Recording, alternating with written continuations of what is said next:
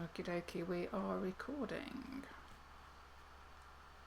You are listening to the Disney Dream Girls, an unofficial Disney Theme Parks podcast. And this is show number 606 for Sunday, the 2nd of August, 2026. Hello and welcome to this week's Disney Dream Girls. My name is Michelle Young, and together with my jolly good chum Jayne Phipps, we are your guides to the place where dreams begin. Hello there, Jayne. Hello there, Michelle. How are we doing this bright and sunny week? Well, all I can think of right now is it's August and I go away this month. Whoop, whoop. Ooh, yay. Yes, I hit ADR window this past week. So, yeah, that's all nice, isn't it? When you hit little milestones like that, you know, your vacay is getting that little bit closer. It is. It's very exciting. So what did you manage to book so far in the line of ADRs? Well, you say me. I haven't booked them. Okay. Because we're meeting up with some friends when we get to Disney World at the end of September.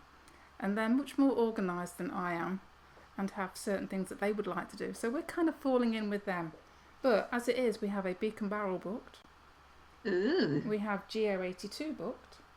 Very nice. And we have Boma Breakfast booked as well. Wow, it's like we're in ADR sync because at the moment, as it stands, I've got those three myself. Well, I think that just says tons, doesn't it, Shell? We are both classy ladies and we know exactly what we want. Exactly.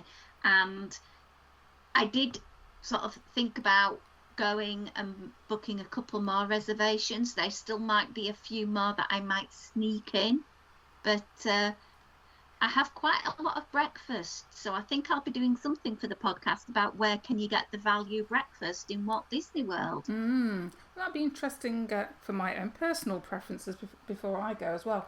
Although I did happen to see on Disney Food Blog, you know how we were talking about the Ale and Compass and the fact that you paid this extra, it was about $8, wasn't it, to get the buffet? Yeah, the buffet is no more. R.I.P. my friend. So you've got an add-on of pastries or yogurty things, I think, and they're both $10 each on top of whatever entree you want. So whereas before, you and I would know, you go in there, you order the steak and eggs, it used to be $21, pop on the buffet extra and you got a good bargain, but no more, I'm afraid. It's a shame because it also included a caffeinated beverage or a cold drink so do I really want to go and have the dark cherry waffles that much then? Something to think about. I still have a reservation slot for the day we check out of Swan and Dolphin, and that would have been something that would have been walkable to. Very convenient, yeah. Leave the luggage at Swan and Dolphin. We don't have theme park entry that day, so it could have worked, but we will see because plans are there to be altered, amended right up to the moment that you get charged for doing so. Absolutely. And to be fair, Michelle, when we were there the end of last year, November, December time, we actually managed to snag Ale and Compass on the day of, as we also did for Steakhouse 71. So just because you maybe haven't snagged something, you know, at your ADR booking window, don't be disheartened because you never know. It might just work out that you can get something that you maybe didn't even realise you wanted. Yeah. Well, talking about curveballs, Disney have announced that they are changing the deluxe extra evening magic hours from being Epcot and Magic Kingdom to Epcot and Animal Kingdom. Oh, okay. Is this going to affect you, Michelle? Yes, because I booked the Dolphin so I could get Epcot and the Magic Kingdom extra hours because the rate I got for the Dolphin was the same price as Pop's entry. Well, it's a no-brainer. What are you going to do? Yeah, absolutely, yeah. But this is actually throwing a curveball because, okay, we get Epcot, brilliant, fantastic, but we don't get the Magic Kingdom now. We get Animal Kingdom 6 p.m. till 8 p.m. The bonus being we can actually see Pandora at night. Yes, beautiful. Yeah. So what we are now thinking of doing is trying to change our lunchtime ADR for that day at Yak and Yeti to a bit later. So getting into the park about 4, going and hitting up a couple of attractions, eating at Yak and Yeti, finishing the night over in Pandora, you know, probably hitting Flight of Passage at 7:45. Yeah. And then it'll be really dark by the time we come out. So yeah, and hopefully at that point you'll have quite a nice empty-ish park as well to experience. Yeah, true. So, you know, I'll just have to think of another way to get round the Magic Kingdom, which I have got an idea, but I'll share more at a later date once it's been set in concrete. Ooh, she's teasing us, people, teasing us. I know, but I'm so excited about what I will be teasing you about, but I'll tell you later. It's a bit like the Instagram post where Michelle goes, "I'm debating buying a Figment shirt." You know I'm going to do it. Yeah. You know I'm going to do it. I think we all know by now Michelle's terminology when it comes to debating means it's already made up and monies have been assigned. I do have a couple of Disney gift cards waiting to be spent. So yes, but we shall see. I think I'm talking myself into it. I deserve it. And next week I have got a little bit of an iron infusion going on because health reasons. Health's not great. So luckily I've been able to get this infusion of energy sorted out by the good old NHS for Monday. So optimally, I'm glad it's before my holiday, but it probably won't kick in till the last week or so of the holiday, so we shall see. Any energy is good energy though, Michelle. Absolutely, and my theme park planning has been slightly monitored and changed a little due to health issues, but you know what? I'm going to be there in the magic. I'm going to be doing everything I want to do, seeing some friends, having an amazing time, and what more could you ask for? Exactly, and I think if you're fortunate enough to go as often as we both appear to be able to go at the moment, then you just appreciate it even more and you enjoy it for the being there as much as you enjoy it for the getting on things approach. Absolutely. Anyway, we have some on this day in Disney history to do. Oh, hit me. One more time, baby. 1970, born on this day. Screenwriter, actor, film producer and director Kevin Smith is born. His proper name is Kevin Patrick Smith, and he was born in New Jersey. Yeah, I love Kevin Smith. Yeah. His Disney connection, he was involved with the Clerks TV show. He was involved in a comedy drama called Jersey Girl, which was written and directed by him, released at the time by Miramax, which I don't believe is owned by Disney now, but it was at the time. Yeah. And then in Phineas and Ferb, he voiced the character Clive Addison. Did not know that. Yeah. And then in 2015, he voiced a stormtrooper in Star Wars The Force Awakens. I think most actors seem to have done some sort of role behind a stormtrooper helmet. I could get my Simon to do it. He can lay down a pretty decent American accent inside his helmet with a bit of a voice modifier on it. He sounds legit. Absolutely. Let's just get it in that case. In 1989, on this day, Disney made a massive announcement with regards to Disney MGM Studios, and that they were going to double the size of the entertainment area over the following 3 years. Yes, because 89 was the year it opened, wasn't it? Yeah. 1998. If you would have been on board the Disney Magic on its maiden voyage, you will have been the very first Disney guests to actually put your pinkies on Disney's private island, Castaway Cay, which officially opened on the 30th of July. Oh, okay. Its original name, if you did not know, is Gorda Cay, Did not and know. it was used for the filming of Splash, which was released by Touchstone in 1984. And if you know the scene where Tom Hanks first spots Daryl Hannah on the beach, ta-da! Did not know that. Yeah, so quite a little bit of info on there. I'm excited that my cruise I am doing is a double dip. I get to go to Castaway Cay and I also get to go to Lookout Point. So I get to compare and contrast the two different places. And just a little interesting sort of hook back to the opening of Hollywood Studios MGM as it was in '89. There was a splash fountain on the backstage tour. And you know how I was sending you some daft photos of me from the early 90s, Michelle, the other day? Yeah, the one that proved that you've actually ridden Astro Orbiter. Although I have no memory of it, that just goes to show my age. I actually did come across a photo of Simon, I think it was, in front of or next to the splash fountain. Oh, just random. Cool. Randomness that obviously all our listeners would like to know about. Oh, fantastic stuff. Well, moving away from On This Day in Disney History to Disneyland prices. Oh, okay. Going up, going down. Let's hope one day they do go down, but they are not. We are going to have a quick game of Jayne, how in touch are you with the Disneyland snack pricing? Let's see how you go.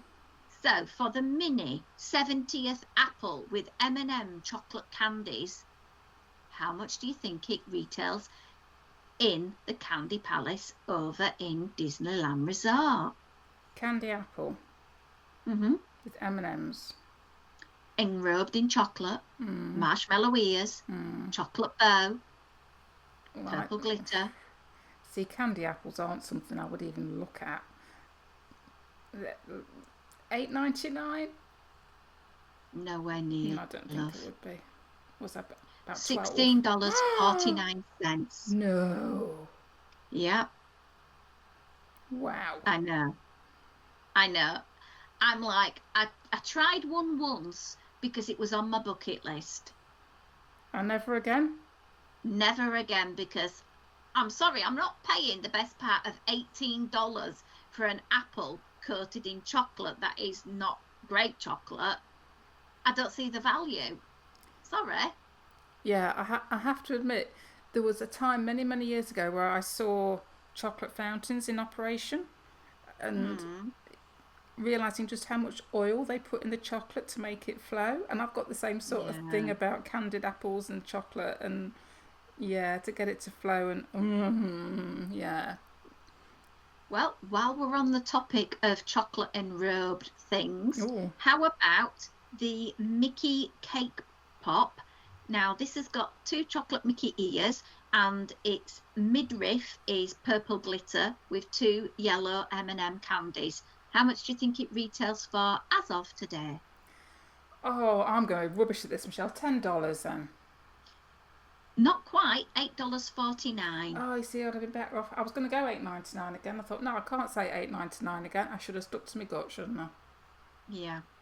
Next one is a classic, a Rice Krispie treat, coated on one side in chocolate and literally covered in those mini M&Ms and a lollipop stick up its neck hole. How much would you reckon? $6.99. $9.49. God, it's a good job I don't like these things, isn't it? The very, very last one I am going to present to you is something I adore, and I don't care what the price is, I will be paying for it. Churro toffee. Has it gone up? Yeah. $12. I don't know. $9.49 plus tax. So not far off when I said $12 really by the time you had everything on. Yeah. So some price increases. At some point, people are going to start saying, that's where I feel the price point. For me, we've already discussed the candy apples. I will not be buying a Mickey treat, Rice Krispie treat at $9.49. I just think the price point is not there. I don't like cake pops. I'll just have to save all my money and just buy churro toffee and savour it over a couple of days at that price. Yeah, well, I think unfortunately this is what's going to happen, isn't it? As prices increase, whichever park it is, there's going to be a point where people turn around and make better choices, I suppose, and or limit their choices to what it may well be. I know there's, an article just come out recently to do with people's reactions to lightning lanes and how they impact on their day, and obviously that's another price point, isn't it, as to whether or not you think it's viable to buy a lightning lane when we know we've had them for free in the past, or at a lower cost. So yeah, interesting times. It is, and I was also reading something the other day as well about how the table service dining options, the availability is there on a lot of places that you've never been able to get before. And is it because people are utilising their money to spend on lightning lanes because they actually want to do the attractions? Is it because of people's diet? Because quite a number of Americans are at the moment, and also theme park travellers from other countries, are on the GLP-1s. So their appetite is being suppressed and they're not wanting to eat those big 2-3 course dinners. And maybe the reservations are just being taken up by people who have got the dining plan. I don't know. Interesting though. Well, yeah, and I think we've talked for a number of years, haven't we, about the cost of living, etc. And perhaps it is that point of even those of us that are very fortunate to be able to afford to get out to a Disney park of any description. As we've always discussed on this show, there are ways and means that you can go out there, still have a good time, but you don't have to be spending a fortune on top of what it's cost you to get out there. We've done plenty of articles in the past, haven't we, about giving yourself a $30 budget a day for food or whatever it may well be. And I think maybe perhaps there is an element of that feeding into it all as well. Yeah, well, it's exactly what I've been doing with regards to eating Paolo for dinner on the cruise. You can pay $55 and have the set menu, and to be quite honest, I don't really fancy any of the starters because it's calamari or a Caesar salad. I wouldn't eat either. Because it's a calamari, or I think the other one was a burrata with tomatoes. Then you get a salad, and then you get a main, and then you get the souffle. For me, 4 courses is too much food. I could quite easily do without. So at the moment, my hack for eating at Paolo for less than $55 is I'm having the agnolotti pasta dish at $12. Then I'm having the cheese plate at $12, and then I'm having a dessert at $10. So I've been able to eat at Paolo 3 courses, much less than the fixed price menu, and actually eat food that I will really enjoy. Yeah, and want to eat as well. Yeah, I think sometimes with these set prices, I've got to eat it because I've paid for it. Yeah. But we'll see. And everybody's circumstances are different as well. But I think Disney needs to be careful of, as we've talked about for a couple of years now, outpricing people and people having to make choices of not buying the merch or not having the dining experience or whatever it may well be to counteract ticket prices and just the physicality and the expense of getting to these places. Absolutely. Well, we have a main feature for this week's show, and this week's feature is all about Epcot, and we're going to talk a little bit in advance of D23, and there's so many rumours at the moment going around about a new pavilion coming to Epcot, and I think this rumour just comes round over and over and over again, and I think we've picked out 6 possible countries, I think, and we're going to put the case for, and then we'll see if we're right. Yeah, I say this is one of those ones that trots out every now and then, isn't it, about what are they going to do? Could they do? Should they do? Why would they do? And I think in at number 1, in my opinion, is probably the most likely one, and it's Brazil. Yeah. So why does it scream to me? Well, we get a lot of Brazilian tourists coming to Walt Disney World. True. South America is completely unrepresented in World Showcase. Now, I know there's going to be tropical Americas being put into an animal kingdom, fine, but, Brazil's rumour has been coming back over and over for years, and if you think about it, the vibe, the architecture, can you just see this lush mix of Salvadorian, Amazonian foliage, iconic Rio de Janeiro landmarks, oh my word, it just screams it. And the food they could go crazy with. You could have a high-end steakhouse, which apart from Le Cellier, you do not have a steakhouse. And to be honest, I'm not a big fan of Le Cellier because I don't like eating in a dark cave with the person on the next table able to hear my conversation. I also think that we can have a bar that sells Caprianas, and that's going to be something that will rival the margaritas from Mexico and the cheese bread payo de queso. I'm awful at pronouncing it. I'm so sorry. I probably butchered that. But I can see that being a quick serve treat because it's something that people go to specifically to order from Skipper's Canteen in the Magic Kingdom. So when I think about an attraction and the IP, well, obviously we've got Encanto.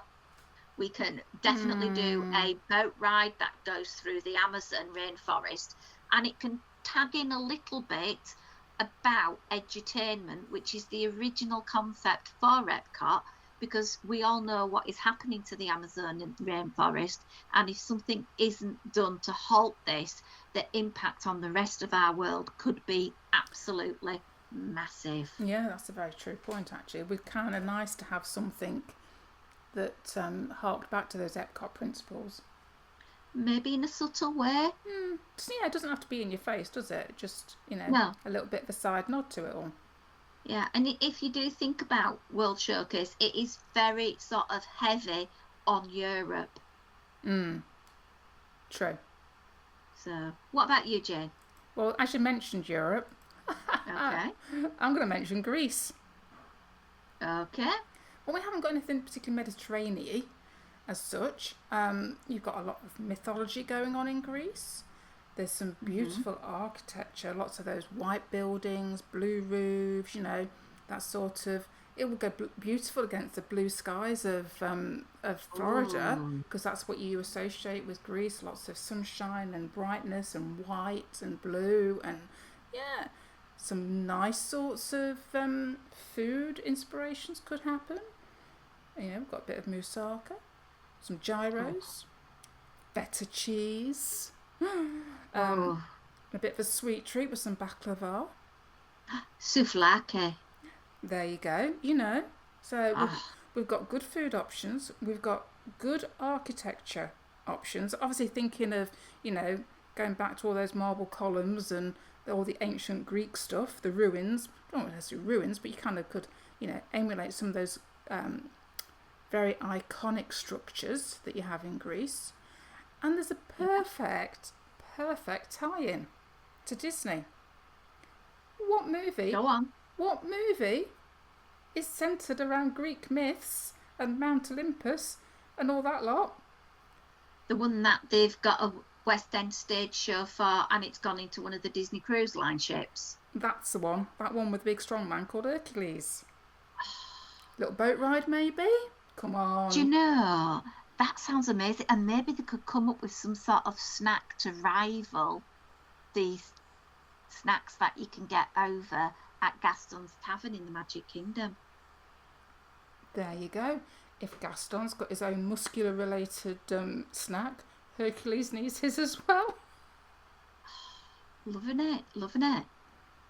Okay, well, I'm going to go completely off the wall here. Oh, okay. And I'm suggesting this location purely based on festival food that always seems to go down really well.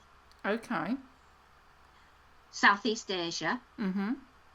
In particular, South Asia, India. Okay, yeah. Now, that's the food that we're quite used to in the UK, to be fair. Yeah. And it's got zero representation at all in India. The colour palettes would just light up the pavilion. I can see it already. The history, the architectural motifs, wonderful. The architecture, inspired by Jaipur, the grand archways, vibrant courtyards, the bazaars, the food and drink. Oh my word.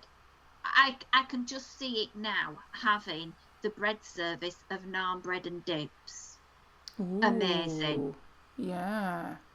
Curries, street food like samosas. You can get a spiked mango lassi or spiced chai tea.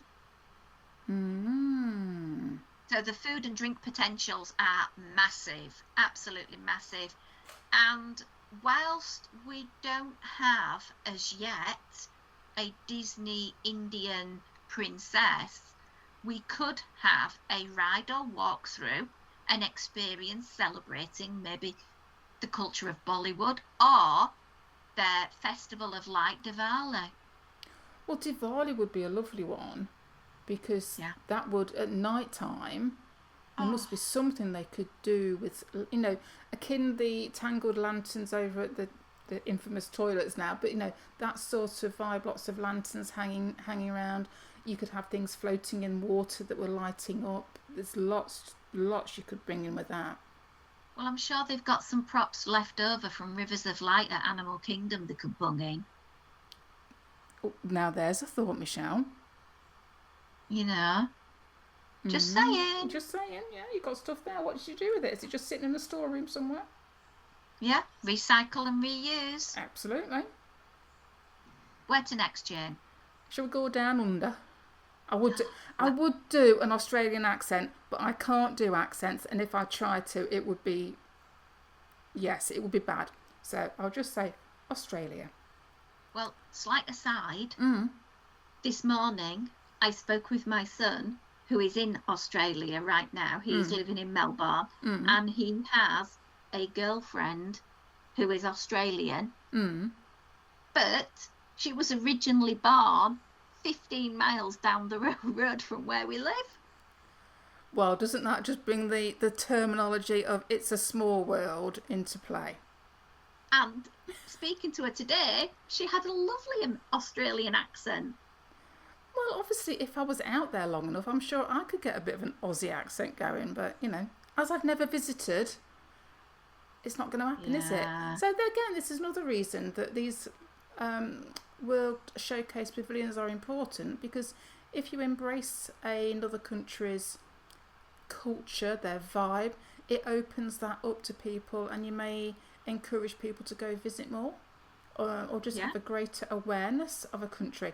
I have to confess, despite, we have our friends Kat and Lewis from Diz Down Under, I don't really know, if I'm being truthful, that much about Australia and their heritage, apart from obviously it's full of us as convicts, going back in the day. But you've got such a wide variety, as far as I understand, of landscapes, because you've got the very built-up areas, and we all think like the Sydney Opera House, but then you've also got the outback, which is very much desert-like, rusty reds, that sort of thing. So you've got this sort of confluence of different styles that could be brought into it. You've also it can bring in the indigenous people. I was just about to say, message about that, which is very powerful. Absolutely. And again, that also plays into that education sort of vibe that Epcot was going about. So we can talk about the indigenous people, how their lives were affected when it became a colony, and the impact on them going forward. We also know, Michelle, that there's some very nice foods. There's going to have to be a barbie, as in a barbecue, because that's what Aussies do, isn't it? Go on the beach and have a barbie. Am I being stereotypical? I apologise if I'm being stereotypical. But also... Yeah, I will sort of say, I was speaking to my son this morning, who is vegan, and barbecues do not feature in his mindset at all. But it's an association, isn't it? But more importantly, Tim Tams. Oh, Dessertville. There you go. Do we need to say any more? So you get a nice little bit of dessert on the go. And we've got some killer tie-ins. Because obviously, Go on, what would you tie it in with? well, we've got two that I'm thinking of. One is Finding Nemo because of the Great Barrier Reef. But we do obviously have quite a bit of Finding Nemo in other parks, correct? True. Rescuers Down Under. Ooh. I love that little film. Very underrated. Some classic characters. Surely there's some sort of flying sort of simulation you could do. And I would love to say that I know the name of the eagle and it's kind of in the back of my brain, and if I can remember it, I would do. But you know, you could be on the back of the eagle flying around. True. Escaping from the crocodiles or the alligators or whatever the snappy things were. Sorry, Jayne's brain is not working today. I will apologise for that. But you know what I'm trying to say. Yeah. No, I think that would work really, really well. The next one I'm going to put in is only because it was originally planned as phase 2. Oh, okay. And to be quite honest, I think there are more diverse choices you could go with, having already got Morocco as an African country in situ. However, you've got to think about things such as the ancient civilization, the architecture. Wow. Anything to do with the past, such as, you know, anything pharaoh-like, Abu Simbel, tall obelisks. There's the River Nile that you could go on a boat ride to. You can have so many amazing foods, falafel, shawarma, mint tea. They also like their very sweet nut-based rosewater desserts as well. I just think that is really good. And if you wanted to sort of tie it into an IP, maybe they make an Indiana Jones film where he does something in Egypt. Okay, yeah, maybe.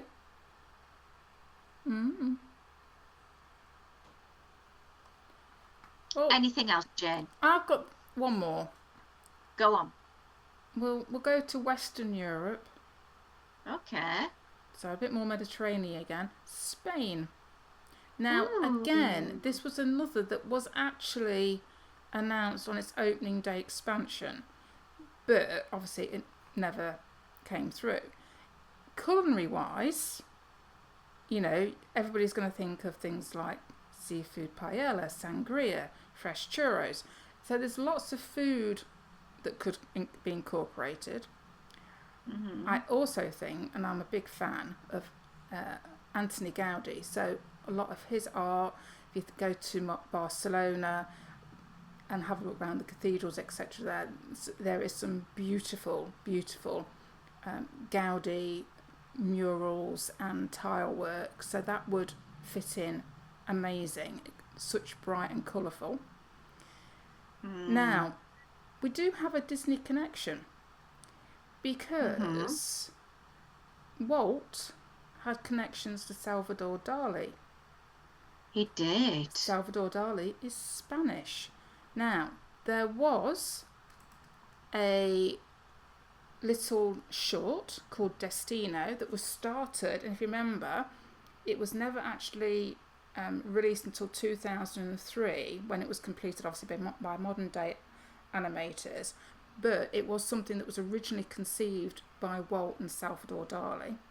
There's also Ferdinand the Bull from back in 1938, or Matadors, etc. So we've got these sorts of little tie-ins, and if you wanted to come up to date, which it wouldn't be my first choice because I'm not a big fan of the film, but the film Wish was kind of set on a fictional island in the Mediterranean with lots of sort of Spanish influence, so there's potentially room for that.